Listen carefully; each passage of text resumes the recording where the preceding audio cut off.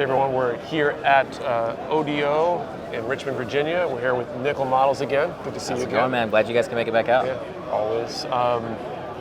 So I guess I'll just start off. What did you bring out this time? This year, I brought out a HG Barzam, the P Bandai kit, Okay. and I brought my HG Man Roadie that I built for the Cerulean project a couple months ago. Cool. So Cool. So this Barzam's the one that you were finishing up last night? I literally basically, finished right? it last Right. night about 2 in the morning. Yeah.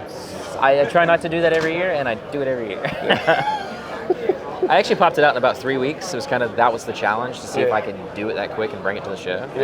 And I was successful, Cool. so I'm Yeah. happy with it. Yeah, you were definitely successful. So this one you've got a base. What did you do to build this base? It looks like it's probably plot plate. Yeah, and some so other the stuff. base is made of, the very bottom of the base is a wood platform. Okay. And then there's a foam center in the middle that I use to make rock structures. Okay. And then the very center of that foam is actually 2 like Action 1 bases, I think. I used them for the internal structure work there. I see. I put a little bit of plot plate on them to kind of blend the seams.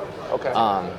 And then the top layer is just all styrene construction with some decals. Okay. With a little tiny bit of weathering here and there. Cool. But So the rocks, I'm starting to get into diorama Yeah, stuff yeah. myself. So the rocks are just the foam cut out, they or are do you do rock molds? Or yeah, something? they're a purple, I don't know, it's like a purple insulation foam. You can buy it at like Yeah, hardware yeah, store. yeah. I just cut it up. Okay.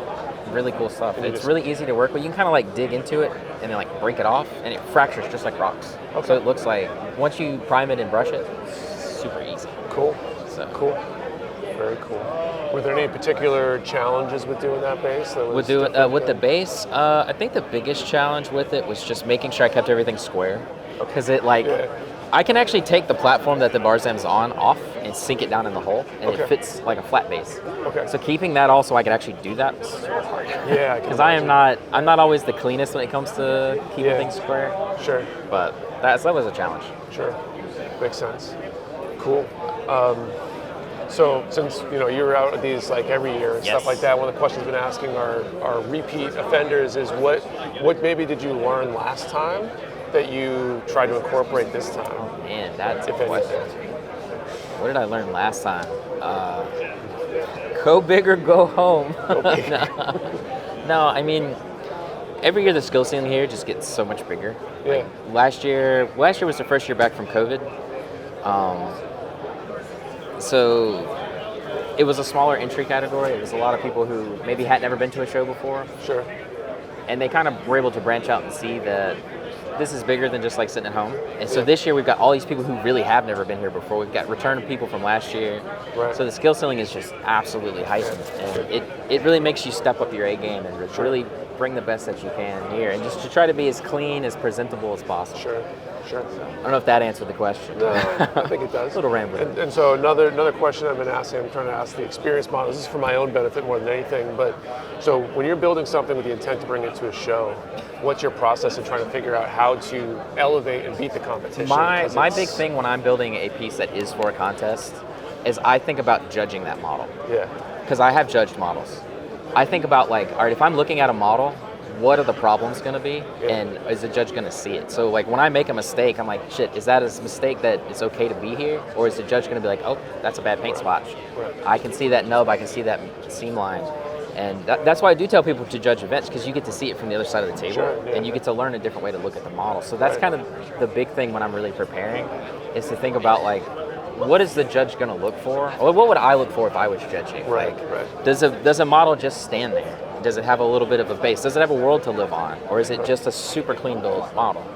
Is it got mold lines and seam lines? Or is all of the basic stuff Right. cleaned and properly taken care of?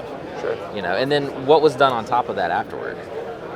That's what I started to think of first. Like, how can I present this as a little different than Sure. Makes sense. Makes sense. So we've been here for a while now. It's well into the afternoon at Yes. this point. So you've obviously had a chance to look at some of the other models and stuff. What have you seen so far that you think are like the ones to beat, or particularly like interesting or Absolutely. relaxing to shut up? I mean, this year the skill ceiling is, I keep saying that word, but it really is. It's so high this year, and this is the way I love to see it.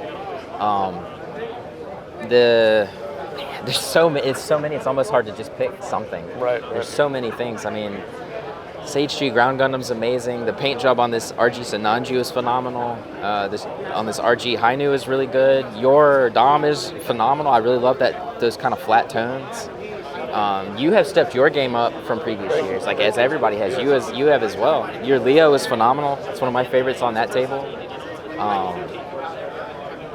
The Leo, that's custom Leo that's on the master grade table, as well as the Prometheus, are really solid models. Ricky Hoskenhouse's Wing Zero is just piece de resistance.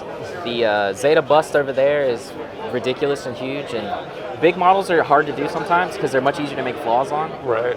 And it's a lot kind more of surface perfect. area. Yeah, it's kind of perfect. So that's cool. that one. There's one or two models I'm like, that's the ones to try to beat, and that's definitely one of them. So. Yeah. Cool. I can't think of anything else to say. So thanks for chatting. We got cool projects in the works. We're just a little slow to get some. Yeah.